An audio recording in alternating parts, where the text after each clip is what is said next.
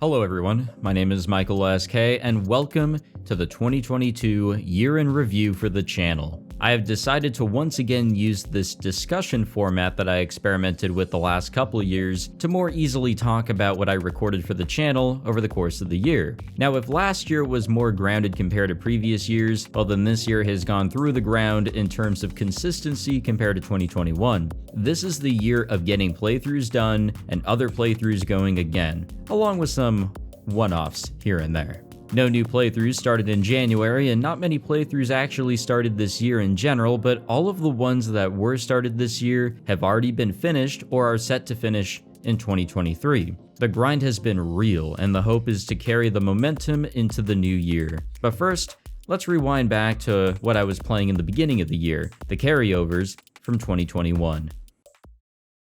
Oh, why is there a district in this game called Blam Canyon? That doesn't seem right. Dude, I miss fucking Vibrant Valley. We all do.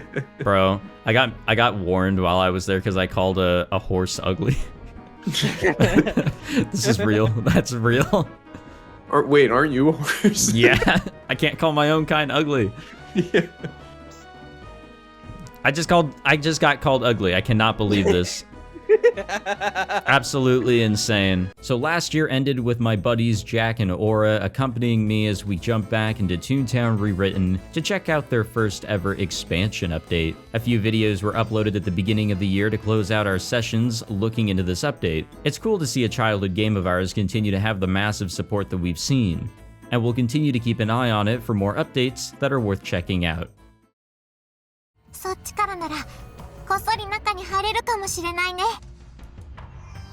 Once we're inside, we'll be fine. As long as we don't turn on lights or make loud noises, nobody outside would be able to tell that we were there. I feel nervous, like I've become a spy, but I also feel excited at the same time. Or I did, but... what the fuck is happening here? Oh god. On August 13th, 2019, I uploaded the first episode of my Steins linear bounded Phenogram playthrough, and on April 27th of this year, I finally finished this playthrough.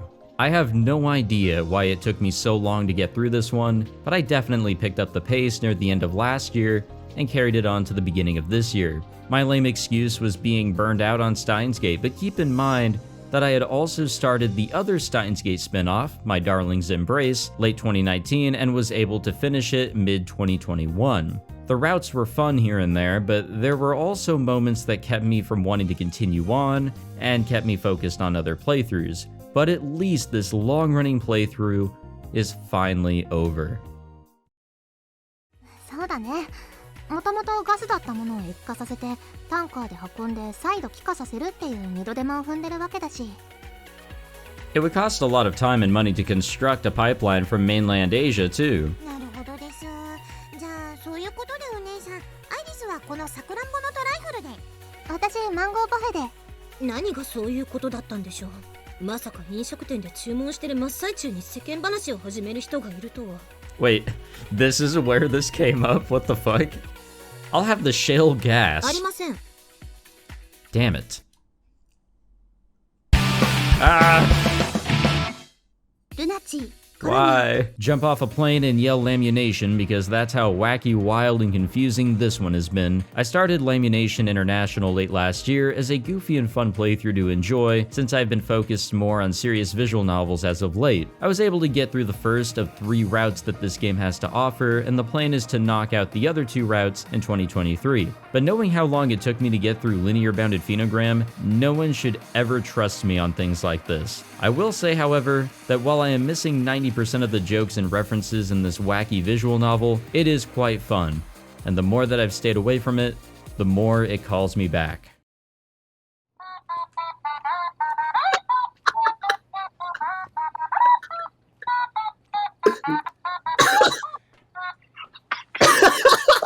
So how much did this cost you? Oh shit, guys, we can play fucking Jenga. Let's fucking go. Come up here. It costs like, this version costs like, I think it's like $32, but some of them are more expensive. I just got the normal one because I didn't like have the. All right, your turn, I mean, Tim. Your turn. This other version that's called like You the can't Neo, take which one is, like, off the fucking ground, you cheater. Well, Take how one. do you made get the that whole power, on there, bitch. you fucking cheater? I've sunk a good amount of time into playing Phasmophobia with my friends this year, and I decided to record and stream some of our ghost hunts. These videos are all one-offs, and this is the game that I dictated being the casual one to record and upload in the midst of everything else that I was recording in the beginning of the year. The more I played with friends, the less scary the game became, which is a good thing since I'm tired of being scared of everything. I would like to give a thank you to my friends Tim, Mari, Alex, Aaron, and Baylor for all joining me in some ghost hunts this year.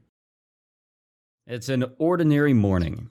The only difference is that it started a little later than usual. Chie-sensei normally arrives in the classroom right away, but she's a little late today. Why was she late for homeroom? The rumors were already stirring about the classroom before she arrived. Chie-sensei gave a cue, and a girl peeked into the room timidly. Oh, I knew it. I knew it. I just knew it. I don't even know how I knew it, but I knew it. All right. The very first playthrough of the year was with Higurashi Chapter 6 back in February, and we finally reached the end of this long adventure with Chapter 8 in October. A little over 2 years to finish off Higurashi When They Cry, and it was a blast. The mystery unfolded itself in these chapters, and I got to squeeze in a few more predictions before Chapter 7 really told us what was really happening. 199 videos make up the playthroughs of Chapters 1 through 8, and I am currently working on a special 200th video that covers my predictions and other topics that I thought were worth bringing up. Look forward to that in 2023, as that will be the proper look back on my playthroughs of Higurashi. Okay, here we go. Showtime. We're gonna have to just use any showtimes that we get, any sort of like capability to just get some progress in here. That did nothing. Well, it did something, just not a whole lot of anything. Okay, I'll keep this one short.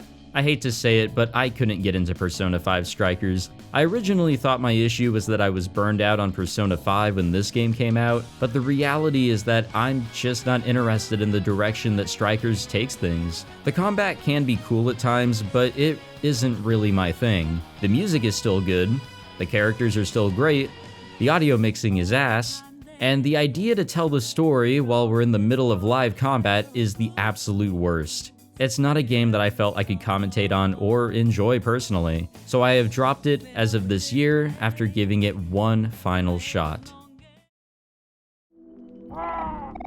Marina's 667th experiment. Caution, do not poke the glass. I'm gonna poke the glass. Oh, Jesus Christ.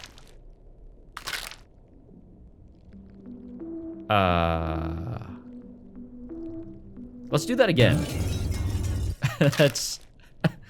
I was not expecting that. I am glad it just kind of just resets us here. Oh my god, we are at 1 health. Okay. That wasn't funny. Oh, Jesus. I thought it was just like, okay, you know, a game over, kill us, whatever, but then like, you know, it just brings us... Oh. Oh, you gotta be shitting me. Oh, come on. No, dude. Why? There's a lot that I can say about Omori, as I recently finished this playthrough. I took my sweet time on this one, but I'm glad that I put my big boy pants on and got to the end. I'm so glad I gave this game a shot, as it is full of brilliance. The fact that there's another route that players could take on for more gameplay just shows that I'll probably have to return to Omori someday, whether on my own time or for follow-up videos. But I'm more than satisfied with the direction I went in towards the good ending of the game, and that's probably what's recommended for first-time players. This game is not only brilliant, but it's full of creativity and moments that you won't find in any other game. I've been telling people not to watch my playthrough and to just experience the game for themselves to really get that proper gut punch. But do what you will. Check out Omori in whatever way works for you. It's absolutely worth it. As I open the door, a bright voice greets me from the kitchen. The voice is beautiful and clear as a bell. Human. Its sweet sound washes the day's cacophony from my memory. Here we go. Even the patter of feet coming down the hallway is music to my ears. Nowhere else in the city can I hear such footsteps. Only in this house, with Saya, am I so privileged. 遅かったね。ちょっと心配しちゃったぞ。 Well, there she is. ごめんよ。今日は病院に寄っていく日だったから。 And this is truly the extent of everything that I know here about this title. Everything looks like ass, except for her. Saya no Uta is a visual novel that I've had my eyes on for a while, originally to avoid it, but then out of interest. It has moments that are the definition of what the fuck, but it's actually a really great visual novel. The main character is thrown into an unbelievable bag of misfortune and terrible circumstances, and seeing the direction that he goes in is fascinating. While I do feel that the story could have been expanded on, including more characters and time to get to know the characters that we were introduced to, Saya no Uta was still a fantastic read with a lot to take from it. Hazuki was staring at me. She wasn't getting ready to leave. It didn't seem like she just had nothing better to do. She was observing me, no watching over me. Being watched made me nervous, and so it was hard to think about the questions, but I suppose that was just a nurse's job. I decided to just forget it and fill out the sheet. Oh my god. We actually have to fill this shit out. Oh no. Oh my god. Okay, what do we got here? What do we fucking have here? Here it is, folks. Here it is. Chaos Head Noah is finally here. In 2020, I jumped into Chaos Child and experienced one of the wildest stories ever. You can yell at me all you want for first jumping into Chaos Child, but if I didn't, I probably wouldn't have been interested in giving Chaos Head a chance. I waited for this golden egg to finally be released to the West, and it finally was. It even came with a cool bit of drama with the game originally being banned on Steam, but because of that, I now own the Chaos titles on Switch physically. We're only in the 6th chapter of the game and there's a lot more to experience, but I will say that I am ridiculously confused to the point where I can't really say much regarding what I've recorded so far. I'm having fun, and I can't wait to record more once the Committee of Zero patch is readily available, but goddamn am I confused. I will say that I am disappointed in the laziness with some of the UI directions the developers took with this one. Noah is supposed to be the better version of the Chaos Head titles, and yet it feels like I'm reading a visual novel that barely has minimum effort thrown into it. But either way, I'm excited to finish this one up in 2023. 答える必要はありません。むしろ口は閉じていてください。 I cock my head to the side in puzzlement, but I do as she asks. She tilts her head too, mimicking my motion, and smiles as she reaches towards me. Ayo. Her hand covers the upper part of my face. Hotaru, what are you...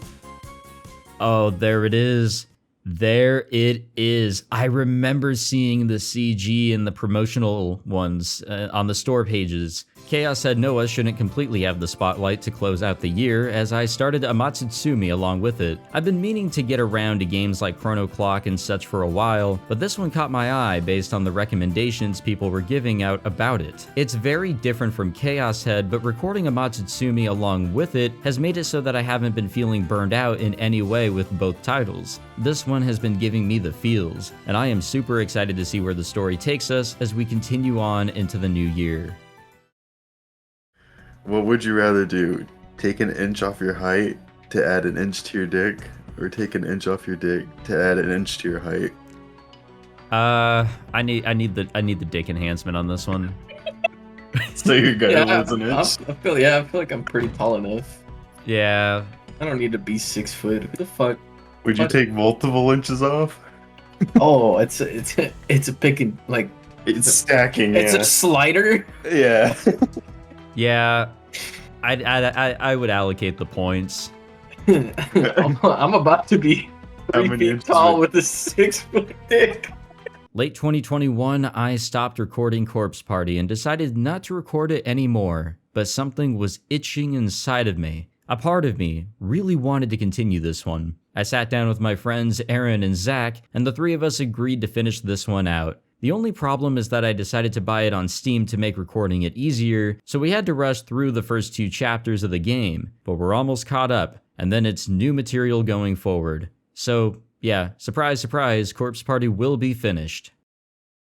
And that is a wrap on 2022. The goals are to keep up the momentum on finishing playthroughs up, along with trying some new stuff next year. Maybe some projects, maybe some wackier games and visual novels. Who knows what the new year has in store, but I hope you all will stick around to find out. Thank you all for your continued support on the channel. Thank you to Overcodex, Jamie11577, Repoggers, and all other patrons and YouTube members for financially supporting me. I do appreciate you all watching my videos this year, and I hope you all will join me for more playthroughs in 2023. Take it easy, guys.